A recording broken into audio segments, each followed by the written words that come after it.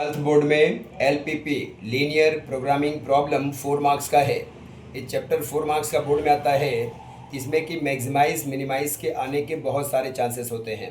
ठीक है, एक क्वेश्चन लिया है, कैसे सॉल्व करना है।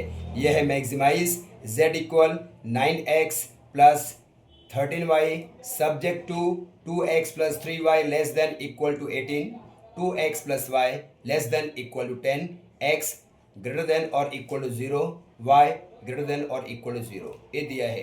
देखो बच्चों कैसे करना है। सबसे पहले एक डब्बा बनाएंगे। ऐसा क्या लिखेंगे? GCD, पीटी मीन्स पंडित, ये नीचे आ गया G, GCD Pandit G, GCD Pandit G। V very very, C for cool, आ जा ओ, इतना याद कर लीजिए आप।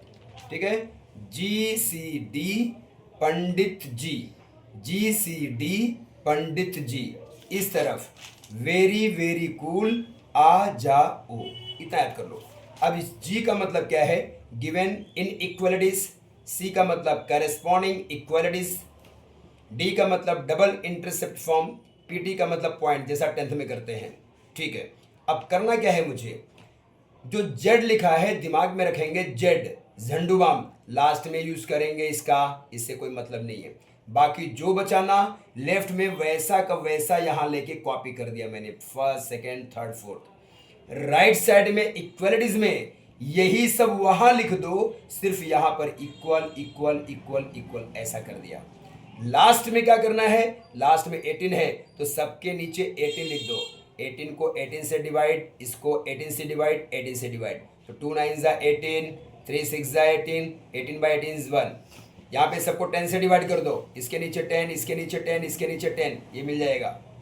0 है ना, कभी हम 0 से डिवाइड नहीं करते, इसलिए ऐसा कर दिया। तो बच्चों इतना समझा आपको। ये मेरा क्वेश्चन था, जेड को मैंने छोड़ दिया, बाकी जो बच्चा कॉपी वही यहाँ कॉपी, सिर्फ इक्वल किया है। डबल इंटरसेप्ट में क्या किया है? लास्ट नंबर से सबको डिवाइड कर दिया है। 0 से डिवाइड नहीं करते, इसलिए डैश कर दिया है। अब GCD पंडित हो गया। अब G करना है, G फॉर ग्राफ। ये ऐसे खींचेंगे, sleeping sleeping x axis, standing standing y axis. तो जो ये दो लाइनें हैं ये एक्स है, तो equation of x axis is y equal to 0, यहाँ दिखा देना।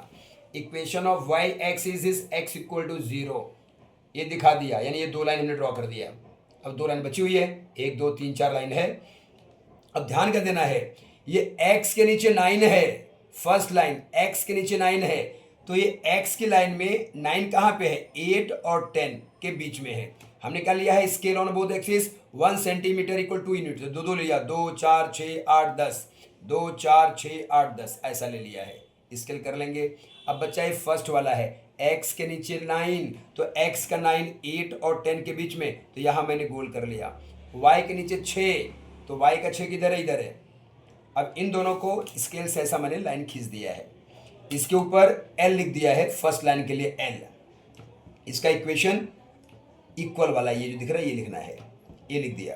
फिर दूसरा है x के नीचे 5, तो x का 5 किधर है? 4 और 6 के बीच में, पॉइंट करके गोल कर दिया। फिर y के नीचे 10, y का 10 देखो इधर है, तो ये 2 पॉइंट मिल गए। इन 2 पॉइंट को स्ट्रेट लाइन से खींच दिया मैंने। तो पहला L था, दूसरा स्मॉल m हो गया। इसके ऊपर इक्वेशन का नाम A लिख दिया। बच्चा इतना समझ में आ गया हमको। अब क्या है? GCD पंडित G हो गया। अब पंडित जी मिल गए, तो अब क्या है? शेडेड पोर्शन निकालना है। शेडेड पोर्शन कैसे निकालेंगे? अगर हम सच्चे हैं तो ओरिजिन की तरफ, झूठे हैं तो नॉन ओरिजिन की तरफ। अब इसमें जो दो चीजें दी गई हैं, ये x पॉजिटिव है, y पॉजिटिव है, जो कुछ होगा इस फर्स्ट क्वाड्रेंट में ही होने वाला है। एक बात समझ में आई। अब क्या देखते हैं, ये जो इन इक्वलिटीज है दोनों को यहाँ लिख लिया। ये फर्स्ट वाले को यहाँ लिखा, सेकंड वाले को यहाँ लिखा, लिख दिया फॉर शेडेड पोर्शन। राइट में 0 नहीं है तो x 0 y 0, राइट में 0 नहीं है तो x 0 y 0। अब देखो बच्चा, ये 0 है x, ये भी 0 है, तो पूरा 0 हो गया। 0 लेस देन 18, ये देखो। अब हमको पता है बड़े को खाएगा, देखो बड़े को खा रहा ना, बड़े को खाएगा तो ट्रू, और छोटे को खाएगा तो फॉल्स। ट्रू है तो ओरिजिन साइड, इसको देख लो। 0 नहीं है तो x 0 y 0, दोनों 0 हो गया, तो 0 लेस देन 10, ये भी बड़े को खा रहा है, देखो 0 से बड़ा 10 है, 10 को खा रहा है, मीन्स ट्रू। बड़े को खाएगा तो ट्रू, ट्रू है तो ओरिजिन साइड, फॉल्स है तो नॉन ओरिजिन साइड। इतना हो गया बच्चा। अब घसेंगे कैसे, देखिए ये आपका डायग्राम है, ये कह दिया कि जो कुछ है इसके अंदर ही होगा, क्यों, x y both are positive. अब पहला लाइन एल है तो ये लाइन एल यही है, ट्रू है तो ओरिजिन साइड, इस लाइन के इस तरफ ओरिजिन साइड है, उस तरफ नॉन ओरिजिन है, तो सच्चे हैं तो ओरिजिन की तरफ, यहां घसना है मतलब वहां बंद करना है। एक हो गया। दूसरी स्केल ले लेंगे, दूसरा भी ट्रू है, लाइन ये वाली है, ट्रू है तो ओरिजिन साइड, तो इस लाइन के देखो यहाँ पे ओरिजिन है, ए साइड ओरिजिन साइड है, ए साइड नॉन ओरिजिन साइड है, तो ओरिजिन साइड घसना है, यानी कि नॉन ओरिजिन को बंद कर लिया। ये बंद करने के बाद में अब जगह क्या मिलती है, इसके बाहर हम जा नहीं सकते हैं, तो ये यही जगह है, यही है आपका शेडेड पोर्शन। इजिएस्ट तरीका अभी और भी आगे बताऊंगा आपको मैं कैसे निकालना है। तो बच्चा ये जगह मिल गई हमको, तो ये वाला हो गया ओ, ये वाला कट पॉइंट हो गया ए, ये वाला कट पॉइंट हो गया बी, और ये वाला पॉइंट हो गया सी। तो क्या लिखेंगे, therefore O A B C ओ, मेरे प्यार की उम्र हो इतनी सनम, तेरे नाम से शुरू तेरे नाम से खत्म। बेटा ओ से शुरू करेंगे तो ओ से खत्म करेंगे, हाँ, ओ से शुरू, ओ ए बी सी, वापस O, O A B C O is shaded portion. बेटा ये हो गया। अब हमको ओ का कोऑर्डिनेट चाहिए, कोऑर्डिनेट ऑफ पॉइंट ओ, ओ क्या है 0 0। अब कोऑर्डिनेट कैसे निकालेंगे, देखिए जो एक्सिस के ऊपर है, चाहे वो एक्स पे चाहे वो वाई पे, हमको पता है on x axis y is 0, on y axis x is 0। तो बच्चा ये ओ है तो 0 0 हमको पता है, ओ इज 0 0। दूसरा है ए, ये एक्स एक्सिस पे है तो वाई 0, वाई मतलब सेकंड 0, सेकंड वाला 0, तो ये वाला कितना है, 4 और 6 के बीच में 5 है, ये 5 हो गया। फिर अगला है सी, ये एक्सिस पे यहाँ पे है, ये वाई पे है, इस पॉइंट सी वाई पे है, means x 0, x means first 0, first 0 second वाला 6। अब चाहिए पॉइंट बी के लिए हमको, पॉइंट बी कहाँ है, बीच में है ना। जब भी पॉइंट बी होगा बीच में, कोई भी पॉइंट अगर बीच का पॉइंट है तो हमेशा इन दो लाइन को साइमल्टेनियसली सॉल्व करेंगे, जैसा 10th में करते हैं। कैसे करेंगे, ये इक्वेशन, लाइन एल है लाइन एम है, तो एल और एम को सॉल्व करेंगे तो ये मिलेगा।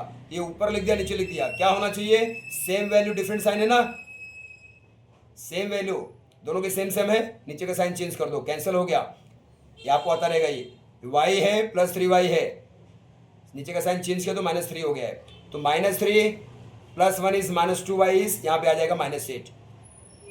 y को अकेला कर लिया, यहाँ भेज दिया, ये 4 हो गया, 2 4 = 8। अब y मिल गया है, x चाहिए, तो छोटा वाला इक्वेशन फिर से लेंगे फ्रॉम इक्वेशन 1, ये है, इसमें भर दो, y के प्लेस पे 4, यहाँ y है यहाँ 4 लिख दिया, तो यहाँ पे 10 है, 10 - 4 इज 6 हो गया, यहाँ 2x है, यहाँ भेज दिया, 6/2 इज 3। तो बच्चा अब हमको मिल गया x की वैल्यू 3, y की 4, यानी कि अब हमारे पास b भी मिल गया है 3,4। तो मुझे o मिल गया, a मिल गया, b मिल गया, c मिल गया, सब मिल गया है, इतना काम हो गया। तो क्या सिखाया आपको मैंने, GCD पंडित जी, सारे पॉइंट्स मिल गए। तो अब बोलने का वेरी वेरी कूल। तो V यानी वर्टाइसेस ऑफ शेडेड पोर्शन या तो feasible region, value of Z last में लाएंगे, C फॉर कमेंट, ठीक है, वेरी वेरी कूल कहा था मैंने। तो ये लिख दिया हमने, तो O का निकाला है हमने, A का निकाला, B का निकाला, C का निकाला। अब क्या है 9x + 13y, तो यहाँ पे x 0 है, y 0 है, तो 9 × 0 + 13 × 0, ये 0 0, ये 0 0, 0 + 0 0। अब ये सेकंड 0 है तो सेकंड 0 होने वाला है, 9 × 5, 9 5 = 45, 9 5 = 45। अभी x का है 3, y का है 4, तो 9 × 3 + 13 × 4, तो क्या हो गया, कैलकुलेशन करेंगे, ये हो जाएगा 79, ये हो गया 45, ये लास्ट वाला है ये C, 9 × x इज 0, 13 × 6 78 हो गया। हमें क्या करना है, मैक्सिमाइज करना है, हमें मैक्सिमाइज करना है, मैक्सिमाइज, मैक्स यानी ज्यादा, ज्यादा कौन है इसमें, 45 ज्यादा है कि 79 ज्यादा, 78 ज्यादा है, ये ज्यादा है, ऐसा कर दिया भैया, ये मैक्स। तो वेरी वेरी कूल हो गया। आ मिस आंसर, जा मिस जेड, मैक्स, मैक्स क्या मिला हमको 79।